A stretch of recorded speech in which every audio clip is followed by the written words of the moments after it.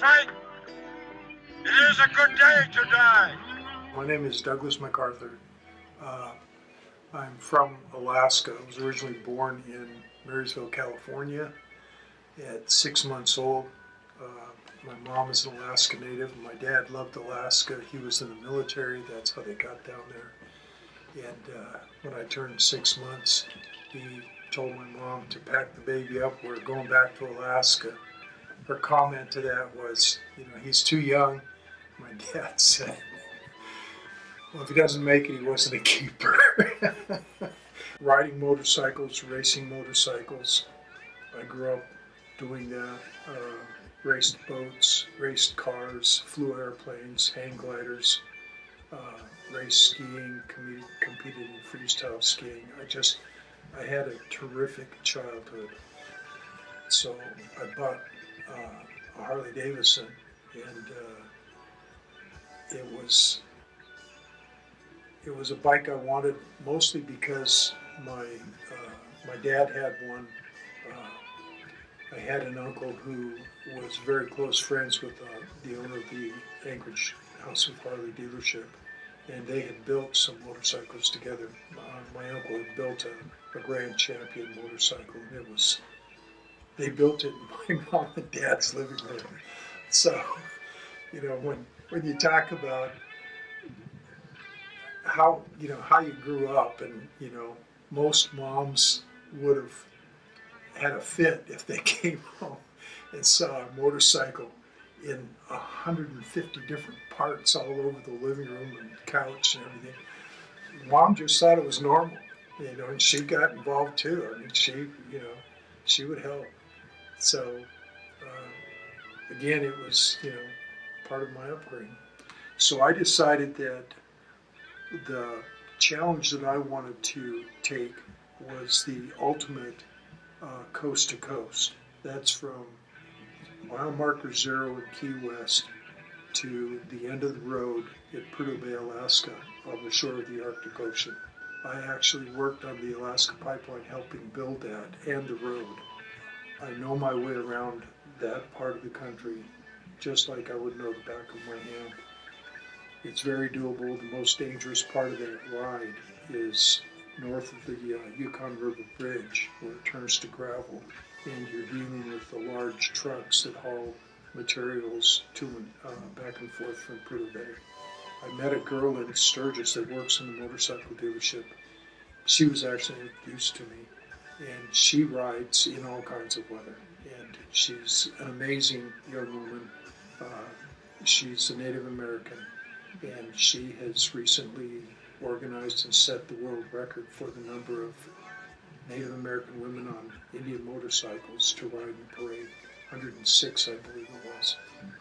She turned me on to the Hokahey and said that this is, if I liked long distance riding and challenging myself like that this was the ride for me. So I did some research, and it is absolutely the ride for me. And curiously, this year, the Hokahey is from, I believe it's Daytona in Florida, to none other than Homer, Alaska.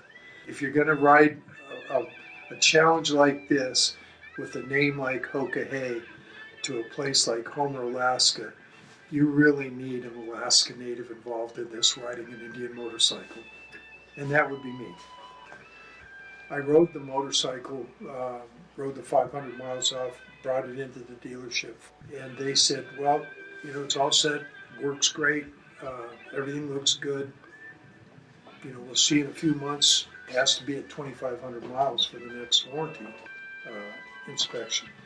And this was on a Tuesday, and I asked them to set up the appointment for me on Friday, and they laughed at me because they said, well, you're not going to ride 2,000 miles in 2.5 days. Rode off a little over 1,000 miles that day, and turned around the next morning and rode back the next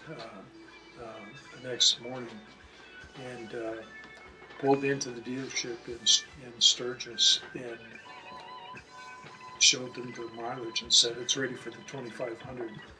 That was what I would consider an iron butt ride. So I believe that I can tick off 2 of these bucket list rides at one time. I can leave, timing it right, I can leave Key West, arrive in Daytona, and leave Daytona. And this is the most challenging part, is the Daytona to Homer, because that part, as I understand the rules of the game, I cannot use GPS. I can't use electronic equipment. They will give us maps, checkpoints. Uh, the other thing is I can't sleep in a hotel. Now, the ultimate coast to coast, there's, I believe, enough time in that to have some sack time in hotels. But with the Hokahey, that's not part of the deal. You sleep with your motorcycle, and I have no problem with that. But that truly, that 10,000 miles is going to be the most challenging part of this double bucket list item that I want to achieve this time. Now, why would you want to punish yourself like that? I mean, you must have some specific aim or cause. It's not because I'm clean and sober, which I am. Most people don't know about this, but more women disappear in Alaska than any other place per capita in the United States. In fact, on the North American continent. People need to know about this. This isn't right. To have women disappear and not have this as national news that's a crime in itself.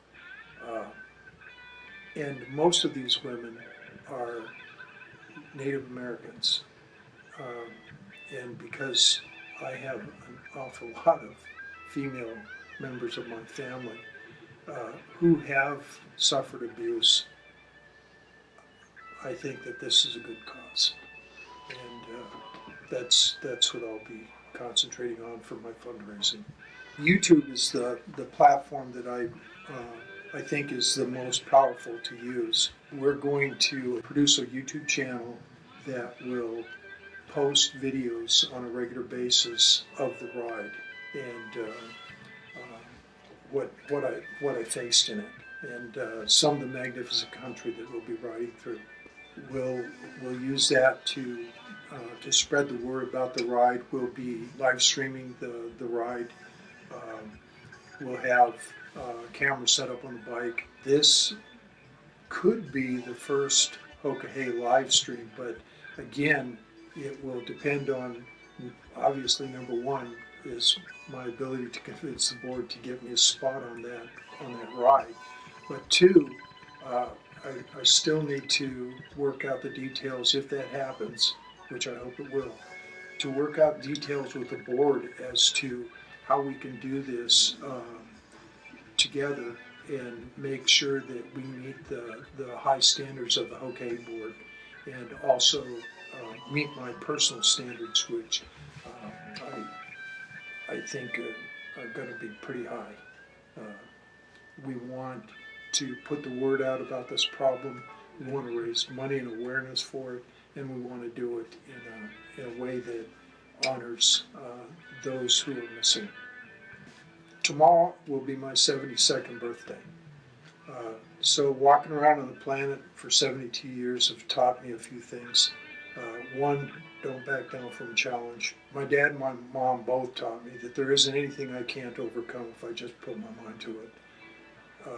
Hence, all of the things I've done as growing up. My first flying lesson, I was 10 years old. How many kids can say that? So, I've flown planes, flown hang gliders, done all of these things, and done them actually pretty well.